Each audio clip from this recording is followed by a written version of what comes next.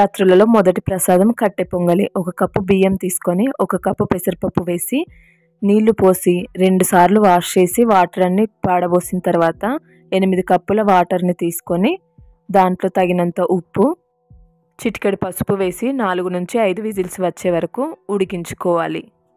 దీంట్లోకి పోపుకి 1/2 కప్పు నెయ్యి తీసుకొని దాంట్లో 1 టేబుల్ స్పూన్ జీలకర్ర, 3 పచ్చిమిర్చి, 2 ఎండుమిర్చి, టేబుల్ స్పూన్ అల్లం తరుగు, జీడిపప్పు, 2 కరివేపాకు రెబ్బలు, టేబుల్ స్పూన్ మిరియాలు, పావు టీ స్పూన్ ఇంగువ వేసి కలిపేసుకొని పోపుని పొంగలికి కలిపేసుకుంటే కట్టె పొంగలి రెడీ అయిపోతుంది. ఇలా కలిపేసుకొని 5 మినిట్స్ సన్నని మంట మీద ఉడికించుకుంటే కట్టె పొంగలి రెడీ. ఎంతో టేస్టీ అండ్ యమ్మీ కట్టె పొంగలి చాలా చాలా బాగుంటుంది.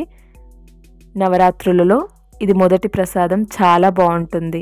ఎలా ఉందంటే సూపర్గా ఉంది. ట్రై చేస్తారు కదా. Thank you.